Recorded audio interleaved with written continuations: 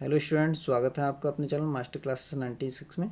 आज हम class 12th की प्रश्नावली 10.3 सॉल्व करेंगे। इससे पहले हमने प्रश्नावली 10.2 सॉल्व करा चुके हैं। जिस किसी विद्यार्थी ने अभी तक वो वाली क्लास नहीं देखी है तो पहले जाकर देख लें। तो इस एक्सरसाइज को स्टार्ट करने से पहले हम इसका थोड़ा बेसिक कॉन्सेप्ट है, पहले उसको जानेंगे, जो कि बहुत ही इम्पोर्टेंट है। तो आइए स्टार्ट करते हैं इसका बेसिक कॉन्सेप्ट। तो यहाँ पर क्या है, दो सदिश हैं। दो सदिशों का हम क्या निकाल रहे हैं, डॉट प्रोडक्ट निकाल रहे हैं, यानी कि अदिश गुणनफल निकाल रहे हैं। अगर कोई दो वेक्टर हैं, मैंने मान लिया एक वेक्टर तो यहाँ से ये जा रहा है ए वेक्टर है, और यहाँ से मूल बिंदु से एक वेक्टर मान लिया, मैंने क्या मान लिया, बी वेक्टर है। इन दोनों के बीच का एंगल कितना है, ये थीटा है। तो ये थीटा कैसे निकलता है, दो वेक्टरों के, दो सदिशों के बीच का कोण कैसे निकलता है, a vector dot b vector is equal to a vector का मॉड बी वेक्टर का मॉड इंटू कॉस थीटा। जो कॉस थीटा है ना, वो ज़्यादा से ज़्यादा कितना हो सकता है बेटा, ज़्यादा से ज़्यादा 180 अंश हो सकता है, और कम से कम दोनों के बीच का कोण 0 हो सकता है, और ज़्यादा से ज़्यादा कितना हो सकता है, 180 अंश हो सकता है। ठीक है, तो वही मैंने यहाँ पर लिखा है, मैक्सिमम एंगल पाई हो सकता है और मिनिमम एंगल कितना हो सकता है, 0 हो सकता है। तो इसको इस प्रकार से हमने लिख दिया, 0 के बराबर या 0 से बड़ा होगा थीटा, और 180 अंश 180 से छोटा होगा। ठीक है, तो अब इसके बारे में जान लेते हैं, कुछ पॉइंट हैं। जैसे ए डॉट बी, मैं कहूँ यहाँ से ए डॉट बी अगर ज़ीरो आ जाए, ए डॉट बी अगर ज़ीरो आ जाए, तो इसका मतलब क्या हो गया कि ए और बी कैसे होंगे, परस्पर लंबवत होंगे। यहाँ से देखो बेटा, अगर इन दोनों के बीच का कोण कैसे हो जाए, एक वेक्टर ऐसा हो जाए, एक वेक्टर इधर को हो जाए और एक वेक्टर इधर चला जाए, तो ये इन दोनों के बीच का कोण 90 डिग्री हो जाएगा। तो 90 डिग्री होगा, ऐसी कंडीशन में क्या हो जाएगा, यहाँ पर जब रखेंगे बेटा इसका मान, तो ये कॉज 90 का मान 0 हो जाएगा, कॉज 90 का मान 0, और 0 के किसी से गुणा करेंगे 0 आ जाएगा। तो इसका मतलब क्या है, याद रखेंगे, ए वेक्टर लंबवत होगा, परपेंडिकुलर होगा, परपेंडिकुलर बी वेक्टर पर। ठीक है, ये कंडीशन याद रखेंगे। अगर कहीं पर मुझे मिल जाता है, अगर एंगल, अगर दोनों के बीच का कोण कितना है बेटा, 0 है, यदि कोण क्या है, दोनों के बीच का कोण क्या है, 0 है, दोनों यानी इस साइड में ही है दोनों वेक्टर, यहीं एक वेक्टर ये जा रहा है, ये वेक्टर ए है और दूसरा वेक्टर बी है। ठीक है, लेंथ पर कोई डिपेंड नहीं करता है यहाँ से, तो एक वेक्टर यहाँ तक है और एक वेक्टर यहाँ तक है, तो इनके बीच का, दोनों के बीच का कोण तो 0 हो गई। तो ये बात याद रखेंगे। दूसरी बात क्या याद रखेंगे, यदि दोनों के बीच का कोण थीटा है, 0 है, तो क्या होगा, A dot B is equal to होगा A mod into B mod. ठीक है, अच्छा ए मॉड बी मॉड है, तो इसका मतलब क्या हो गया, ए मॉड बी मॉड है, तो ये इसके पैरेलल कहलाते हैं वेक्टर, ये क्या होंगे, पैरेलल समांतर भी कहलाते हैं ये वेक्टर, क्या कहलाएंगे, ये दोनों वेक्टर समांतर कहलाएंगे, इसको ध्यान रखेंगे हम। ठीक है, तो इसका मतलब क्या हो गया, ए पैरेलल होगा किसके, बी वेक्टर के। तीसरा पॉइंट यहाँ पर ध्यान रखने वाली ये है कि यदि 180 अंश इनके बीच का कोण हो, 180 अंश, तो कॉज 180 अंश का मान कितना हो जाएगा, यहाँ पर माइनस के हो जाएंगे। ठीक है, तो चलिए उसको रहने दीजिए, 180 अंश वाले में क्या होता है, ये माइनस का हो जाएगा, बस इतना फर्क आ जाएगा। एक बात यहाँ पर ये ध्यान रखने की है, अगर मैं कहीं पर भी लिखूँ ए वेक्टर डॉट ए वेक्टर, तो इसको लिखा जा सकता है किस प्रकार से, ए मॉड का स्क्वायर। ठीक है, ए डॉट बी को इसको लिख सकता है मॉड का स्क्वायर। अच्छा बेटा, और यहाँ पर ध्यान रखने की बात यह है कि अगर मैं लिखूँ इसको, जैसे यहाँ पर आई डॉट आई हो, आई डॉट आई बराबर जे डॉट जे, यानी समान समान की गुणा करूँ, के डॉट के बराबर ये क्या होता है, 1 होता है। अच्छा बेटा, और अगर मैं बात करूँ तथा आई डॉट जे, यानी कि असमान हो, आई की जे से गुणा हो, डॉट प्रोडक्ट हो, और जे का के से हो, यानी असमान हो, कुछ भी हो सकता है, किसी के साथ में भी हो सकता है, के डॉट जे कहें, आई कहें, तो ये क्या होता है, 0। असमान है तो 0 आएगा डॉट प्रोडक्ट, और समान समान है तो क्या होगा, 1 होगा। ध्यान रखेंगे, बहुत इंपॉर्टेंट है ये। अच्छा, अब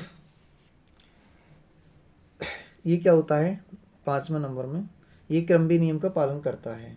अदिश गुणन क्या करता है, अदिश गुणन क्रमबी नियम का पालन करता है, क्रम बी नियम का पालन करता है। क्रम विनियम क्या होता है, जैसे ए डॉट मैं कहूँ ए डॉट बी है तो इसको मैं बी डॉट ए भी लिख सकता हूँ, बी डॉट ए भी लिख सकता हूँ इस प्रकार से। ठीक है बेटा। तो अब इसके कुछ महत्वपूर्ण गुणधर्म और भी हैं। तो अगर मैं क्या बात करूँ, अगर किसी में वेक्टर में अगर मैं बात करूँ कि लैम्ब्डा से अगर गुणा करा दूँ तो उस पर कोई फ़र्क नहीं पड़ता है। जैसे मैं बात करूँ यहाँ पर प्रगुण नंबर कह रहा है कि गुणधर्म नंबर 1 अदिश गुणनफल की योगफल का वितरण नियम, वितरण नियम, ये वितरण नियम का पालन करता है। ठीक है।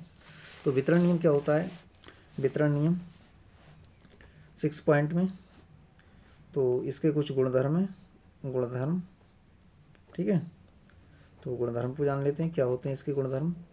तो ये क्रम नियम किसका, वितरण नियम का पालन करता है, वितरण नियम का पालन करता है, यानी डॉट प्रोडक्ट क्या करता है, वितरण नियम का पालन करता है। जैसे मैं वितरण नियम क्या होता है, ए डॉट बी प्लस सी है तो इसको क्या करें ना, इसके साथ भी कर देंगे डॉट प्रोडक्ट, इसके साथ भी डॉट प्रोडक्ट आ जाएगा तो ए डॉट बी हो जाएगा और प्लस में ए डॉट सी हो जाएगा।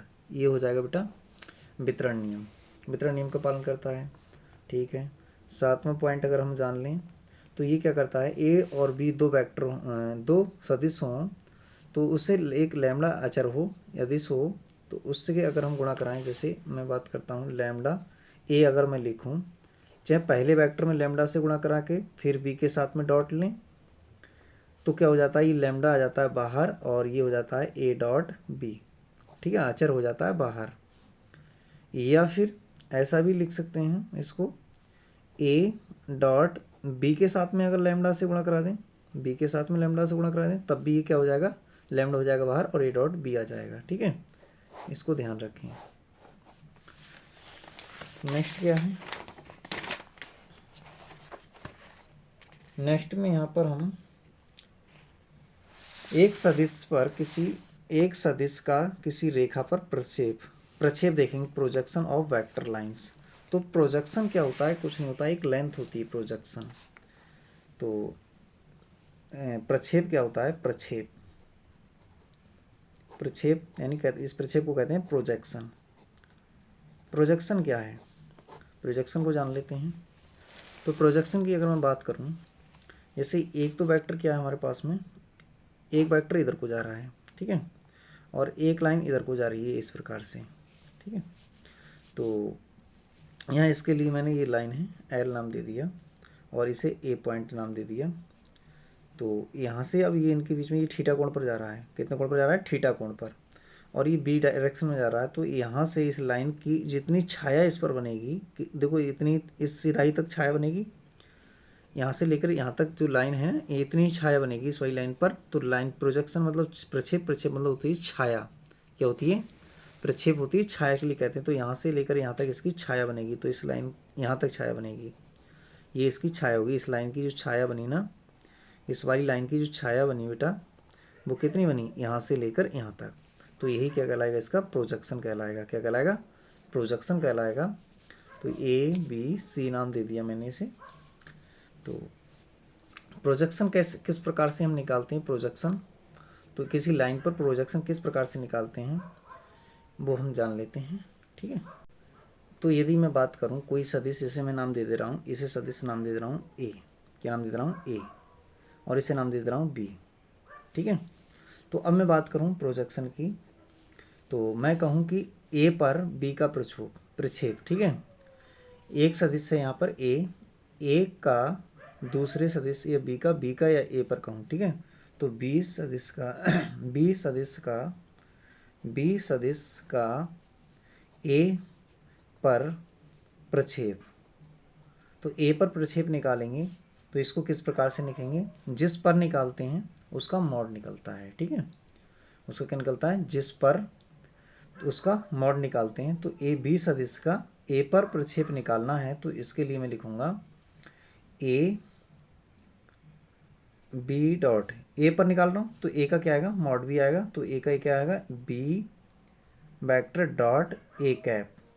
अब ए कैप को लिए मैं किस प्रकार से लिख सकता हूँ, इसको लिख सकता हूँ B A vector A vector upon में ए का मॉड, जिस पर निकाल रहा हूँ, देखो ए पर निकाल रहा हूँ बी का, बी सदिश का ए पर प्रक्षेप निकाल रहा हूँ, इसकी छाया इस पर निकाल रहा हूँ, तो इसी का मॉड लूँगा।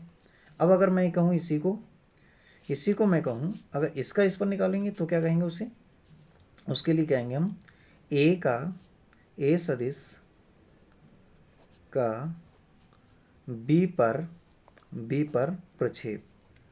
तो बी पर अगर प्रक्षेप की बात करेंगे तो क्या आएगा प्रक्षेप बी पर, तो इसे लिखेंगे ए डॉट बी कैप।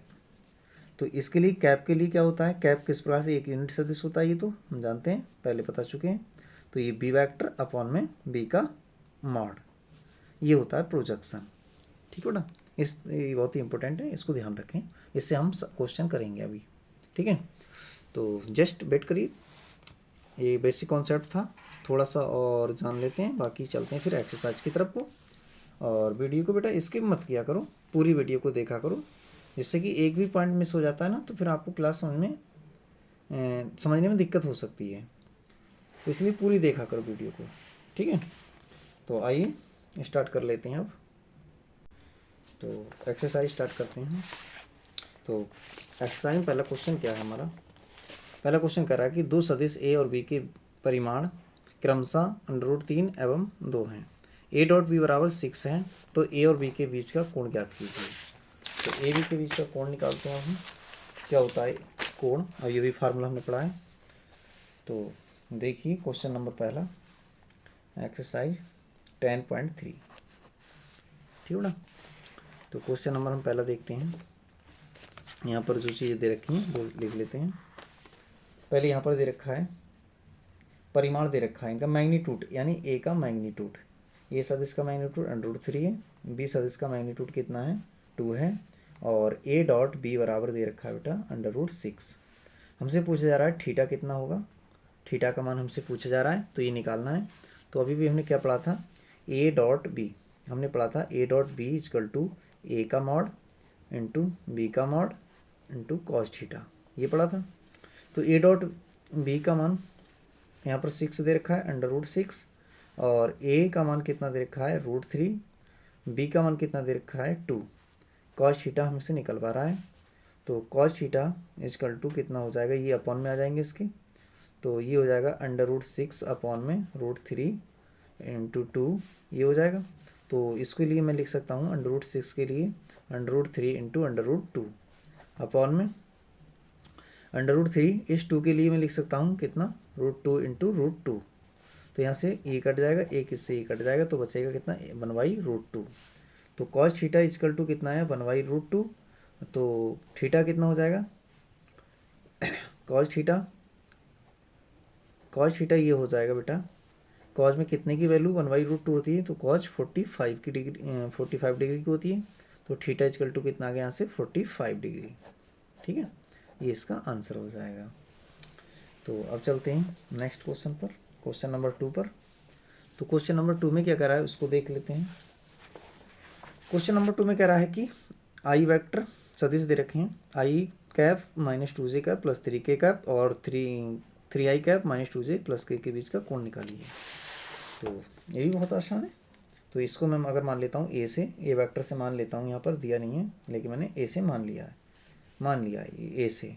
ठीक है, ए बराबर कितना हो गया 2j कैप प्लस के 3k कैप, और दूसरा वेक्टर को मैं बी से मान लिया है 3i कैप माइनस के 2j कैप प्लस में k कैप, ये हो जाएगा। तो अब हमें क्या करना है, इनके बीच का कोण निकालना है। तो सबसे पहले कोण निकालने की इनका क्या निकालना पड़ेगा, मैग्नीट्यूड, मापांक निकाल लेते हैं। तो मापांक कैसे निकलता है, यहाँ पर i का गुणांक, j का गुणांक और k के गुणांकों का वर्गों का जोड़, तो 1 का वर्ग -2 का वर्ग प्लस 3 का वर्ग, ये हो जाएगा। तो ये हो जाएगा 1 प्लस में 4 प्लस में 9, ये कितना हो जाएगा √14 हो जाएगा।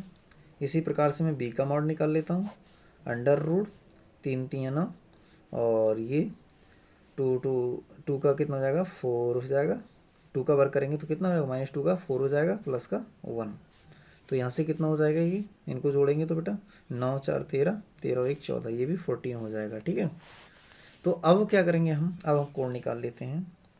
तो ए डॉट बी हम जानते हैं ए डॉट बी क्या होता है, हम जानते हैं, चलो डायरेक्ट लिख लेते हैं। कॉस थीटा इक्वल टू कितना हो जाएगा ए डॉट बी, और अपॉन में क्या पहुंच जाएंगे, अपॉन पहुंच जाएंगे ए का मॉड इंटू बी का मॉड। इस प्रकार से कौन निकल जाएगा। तो cos theta equal to A dot B, दोनों का डॉट प्रोडक्ट निकालना है, आई माइनस के 2 कैप प्लस में 3 कैप, और डॉट कितना हो जाएगा 3 कैप माइनस के 2 कैप प्लस के कैप। अपॉन में इनका क्या आ जाएगा मॉडुलस कितना आ जाएगा, अंडर रूट में 14 अंडर रूट में 14, ठीक है, डॉट है ये।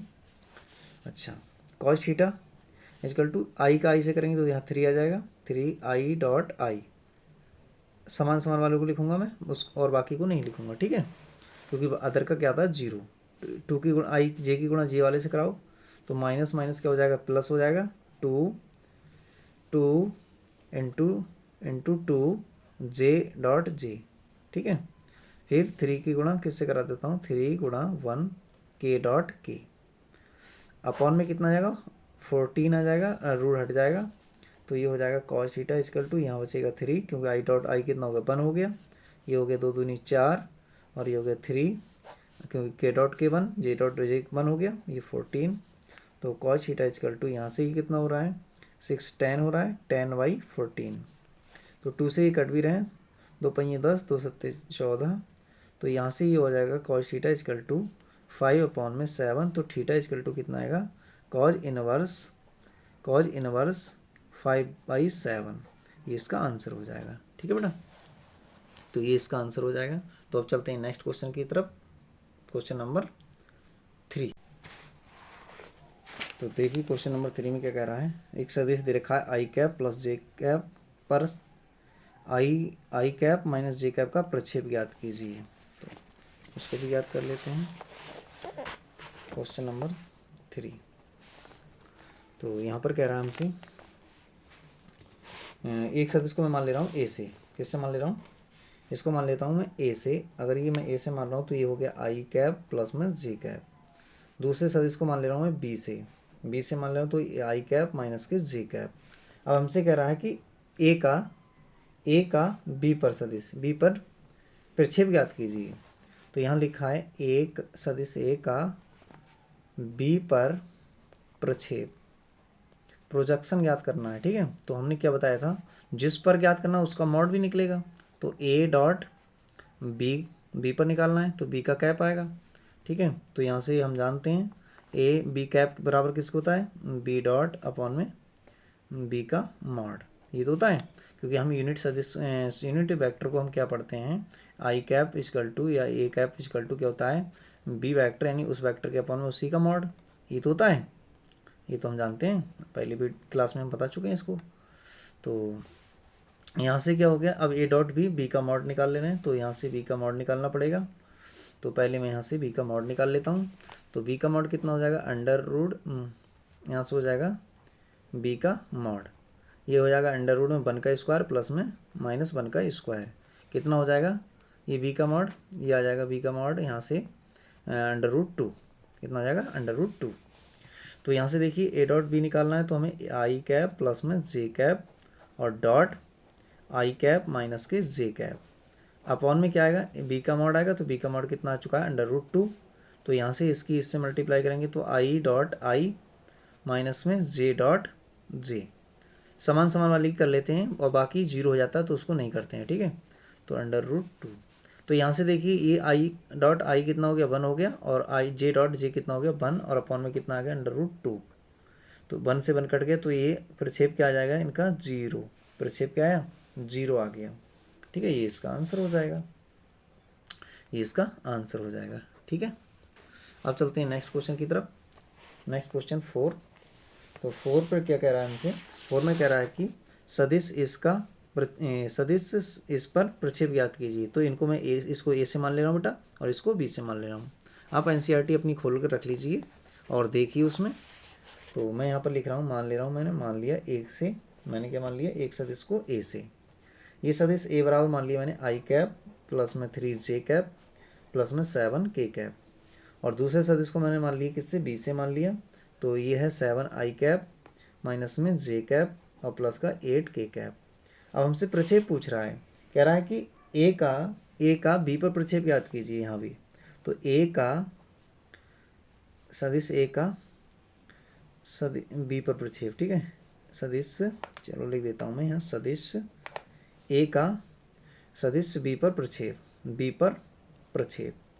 तो बी पर निकालना है तो क्या हो जाएगा, ये हो जाएगा A dot A vector dot B cap, और ए डॉट ये भी हो जाएगा बी डॉट अपॉन में बी का मॉड। तो मॉड निकालना पड़ेगा यहाँ से निकाल ले रहे हैं हम बी का मॉडुलस। तो मॉडुलस कैसे निकलता है ये आपको पता है, 7 का स्क्वायर और प्लस माइनस 1 का स्क्वायर, यहाँ पर इसका गुणांक कितना है, माइनस का 1 ही तो है, प्लस यहाँ से के का गुणांक कितना है 8 का कर ले रहे हैं वर्ग, तो 8 का स्क्वायर। तो ये कितना हो जाएगा बेटा, ये हो जाएगा 749 और ये 1 और ये 64, ठीक है। तो इनको जोड़ेंगे तो ये कितना हो जाएगा बेटा, जोड़ लो। तो 4 5 5 14, 14 के 4 और 6 6 4 10 10 और 11 114 हो जाएगा। ये कितना हो जाएगा, 114 है, ठीक है। तो अब यहाँ पर ए लगा देते हैं, ए का मान लगा देते हैं, तो कितना हो जाएगा, ए का सदिश लिखते रहें तो ये हो जाएगा 3j और प्लस में 7k, ठीक। फिर डॉट बी का कितना है, बी का है यहाँ पर 7i कैप माइनस में j कैप प्लस का 8k कैप, इतना हो जाएगा। और अपॉन में क्या आने वाला है इनका मॉडुलस 114, ये हो जाएगा। अब आई वाले की गुणा करेंगे तो कितना हो जाएगा, 7i डॉट आई अब 3 वाले की जैसे करेंगे तो माइनस का 3j डॉट जे। अब 7 की 8 से करेंगे, 7 की 8 से करेंगे 8 और यहाँ पर हो जाएगा k डॉट के। तो यहाँ से हो जाएगा अपॉन में 144, ठीक है। तो यहाँ से आई का मान 1 हो जाएगा, तो ये हो जाएगा 7 और यहाँ हो जाएगा 3 और ये होगा 8 7 56, कितना हो जाएगा 8 7 56 हो जाएगा अपॉन में 144, ये हो गया। अब यहाँ से देखो कितना हो रहा है, ये ऊपर ये 60 हो रहा है, कितना हो रहा है, इसको लिख देते हैं 60 अपॉन में 144। तो ये इसका क्या आ जाएगा, हमसे प्रक्षेप पूछ रहा था तो ये प्रक्षेप हो जाएगा इसका, तो इसको ही आंसर लिख देंगे, ठीक है ना। इस प्रकार से हम ज्ञात करते हैं। तो ये क्वेश्चन भी आपको समझ में आ गया होगा। तो अब चलते हैं नेक्स्ट क्वेश्चन की तरफ, क्वेश्चन नंबर 5 पर। तो क्वेश्चन नंबर 5 क्या कह रहा है कि दर्शाइए कि निम्नलिखित 3 सदिशों में से प्रत्येक मात्रक सदिश है, और ये भी दर्शाइए कि ये सदिश परस्पर एक दूसरे के लंबवत हैं। देखिए 3 सदिश दे रखे हैं, हमें यूनिट वेक्टर इन्हें दर्शाना है। तो मैं लिख लेता हूँ इनको ABC से। तो क्वेश्चन नंबर 5 में यहाँ से जैसे इसको मैं A से मान ले रहा हूँ, मान लिए A से 1/7 और 2i कैप प्लस में 3j कैप प्लस में 6k कैप, ये दे रखा है। दूसरे को मैं मान ले रहा हूँ B से, दूसरा सदिश क्या है, B से मान ले रहा हूँ 1/7 है और यहाँ पर 3i कैप माइनस में 6j कैप प्लस में 2k कैप, ठीक है। और C बराबर मैं मान ले रहा हूँ 1/7 6i कैप प्लस में 2j कैप माइनस में 3k कैप, ये मान लिए। अब देखिए इनको यूनिट वेक्टर दिखाना है मुझे, क्या दिखाना है, यूनिट वेक्टर मात्रक सदिश। तो देखिए इसका मॉडुलस निकाल लेते हैं हम पहले। तो ये तीनों क्या कह रहा था, ये तीनों दर्शाइए कि प्रत्येक मात्रक सदिश है। तो यहाँ पर A का मॉडुलस निकाल लें, तो A का मॉडुलस निकालेंगे तो कितना आएगा, ये यहाँ से ये प्रत्येक के बटे में है, तो इसका करेंगे तो 2 का वर्ग करेंगे तो कितना आएगा 4, 3 का वर्ग करेंगे तो 9, 6 का वर्ग करेंगे तो 36 आ जाएगा, ठीक है बेटा। और यहाँ पर 7 का वर्ग करेंगे तो 7 7 49 आ जाएगा, ठीक है। तो यहाँ से क्या हो जाएगा, ऊपर जोड़ ले रहे हैं तो कितना हो रहा है, ये 40 और 49 हो गया बेटा। तो ऊपर कितना रहा 49 और नीचे भी 49 एकम 49, तो ये तो आ गया 1, A का मॉडुलस कितना आ गया 1। अच्छा यहाँ से B का निकाल लेते हैं, B का मापांक निकालते हैं। तो B का मापांक भी इसी प्रकार से निकालेंगे, अंडर रूट। तो यहाँ पर देखो क्या आएगा, इसका वर्ग करेंगे तो 3 3 9, 6 का वर्ग करेंगे -6 का तो 6 6 36 हो जाएगा, 2 का वर्ग करेंगे तो कितना आएगा 4 आ जाएगा, और अपॉन में कितना 7 का वर्ग करेंगे तो 49 आ जाएगा। अब इनको जोड़ लेते हैं तो 40 40 49 और अपॉन में भी 49 है, 49 1 49, 1 का वर्गमूल कितना आएगा 1 ही आएगा। तो इसका मॉडुलस भी बना गया ये, ठीक है। अब निकाल लेते हैं सी का मॉडुलस, इसका मापांक निकालते हैं, तो ये भी इसी प्रकार से निकालेंगे हम, ठीक है। तो 6 का वर्ग 36 और 4 हो जाएंगे ये 2 का वर्ग, और 3 3 9। अपॉन में कितना आने वाला है, अपॉन में 7 का वर्ग 49, तो यहाँ से कितना 40 9 49 यानी 49 अपॉन में 49, इससे ये 1 आ जाएगा काट के, ठीक है। तो 1 का वर्गमूल कितना है 1 ही, तो ये मॉडुलस निकल गए इनके। तो हमसे कह रहा था कि मात्रक सदिश दिखाने के लिए, तो मात्रक सदिश दिखा देते हैं इसको। तो यहाँ पर ए कैप क्या बताया था हमने, ए डॉट, अच्छा हमसे कह रहा था कि दर्शाई कि निम्नलिखित तीनों सदिश में से प्रत्येक मात्रक सदिश है। मात्रक सदिश यानी इनका मापांक कितना आ रहा है, एक एक आ रहा है, तो ये मात्रक सदिश ही हो जाएंगे। और नहीं तो हम इस प्रकार से ए कैप दिखा दे रहे हैं, तो होता क्या है, ए कैप बराबर अपॉन में कितना आता है, ए का मॉडुलस, ये होता है, ठीक है। तो वैसे देखो मात्रक सदिश निकालने की क्या होता है, ये तो होता है तरीका। तो यहाँ पर जब इनका मॉडुलस एक एक आ गया, ठीक है बेटा, मॉडुलस एक एक आ गया, तो ये क्या हो जाएगा, एक यूनिट सदिश ही होंगे, ये तीनों क्या होंगे, यूनिट सदिश, मात्रक सदिश होंगे। जिनका मापांक एक हो तो वो मात्रक सदिश होता है। तो यहाँ पर हम लिख दे रहे हैं अतः ए बी सी, अतः ए बी व सी तीनों का मापांक एक है, इसलिए यह तीनों मात्रक सदिश हैं, मात्रक सदिश हैं। जिनका मापांक एक हो वो मात्रक सदिश ही होते हैं, ठीक है, मात्रक सदिश हैं। तो इसी का सेकंड पार्ट में क्या पूछ रहा है हमसे, सेकंड पार्ट में पूछ रहा है ये लंबवत, प्रत्येक एक दूसरे पर लंबवत हैं। तो लंबवत कब होंगे, अभी भी कंडीशन हमने बताई थी आपको स्टार्टिंग में ही। तो दो वेक्टर लंबवत कब होते हैं, जब उनका डॉट प्रोडक्ट क्या हो, 0 हो। ये तो कंडीशन बताई है, हमने बताया था ए और बी यानी दो सदिश, ए व बी लंबवत होंगे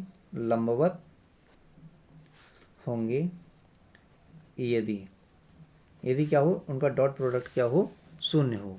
क्या हो, उनका डॉट प्रोडक्ट 0 हो तो वो लंबवत होंगे।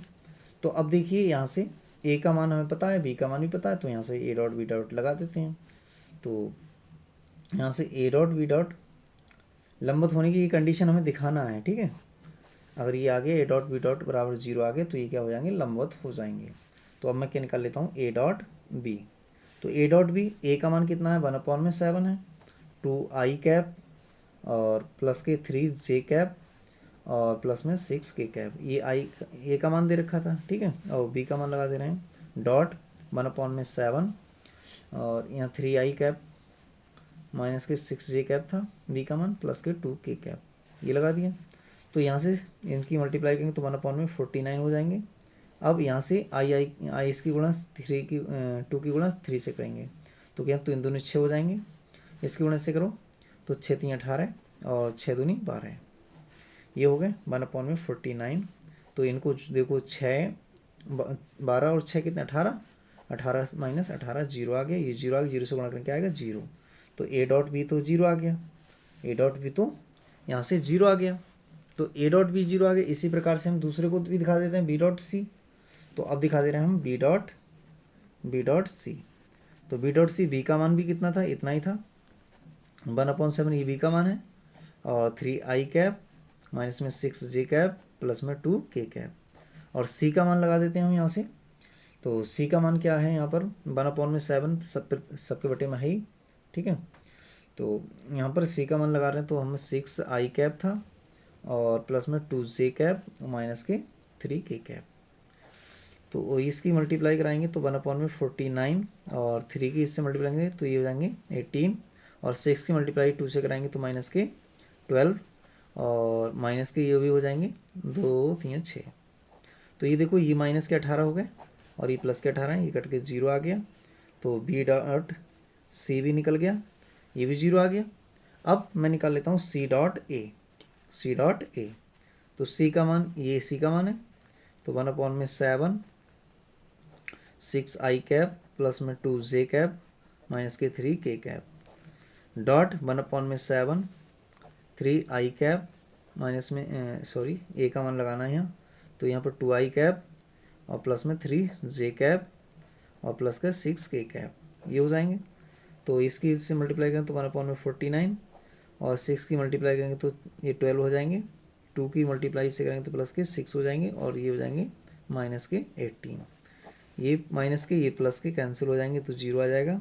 तो यहाँ से मैंने देखा क्या प्रत्येक का डॉट प्रोडक्ट क्या आ रहा है, 0 आ रहा है। तो अब हम कह सकते हैं यहाँ पर हम क्या कह सकते हैं, इसलिए क्या होगा, अतः चूँकि यहाँ पर क्या हो रहा है, यहाँ पर हमने देखा कि ए डॉट बी और बी डॉट सी तथा सी डॉट ए का में प्रत्येक क्या है, प्रत्येक का मान 0 आ रहा है, का मान 0 है। इसलिए क्या है, इसलिए क्या हो जाएंगे, इसलिए ए परपेंडिकुलर बी पर होगा और बी परपेंडिकुलर होगा यानी लंबवत होगा सी पर, और सी परपेंडिकुलर होगा ए पर, यानी तीनों एक दूसरे पर लंबवत हैं। इसका मतलब ये हो गया, ठीक है। अतः ए बी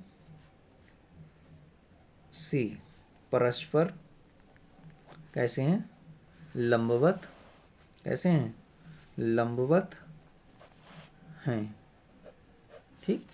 तो ये भी हो गया। तो इससे आगे के क्वेश्चन हम नेक्स्ट क्लास में करेंगे। तो कैसा लगा आपको ये क्लास कमेंट बॉक्स में ज़रूर बताएं, और अभी तक आपने चैनल को सब्सक्राइब नहीं किया है तो चैनल को सब्सक्राइब कर लें, जिससे कि आने वाली क्लास का नोटिफिकेशन आपको समय पर मिलता रहे। तो वेट करिए नेक्स्ट क्लास के लिए। Thank you for watching this.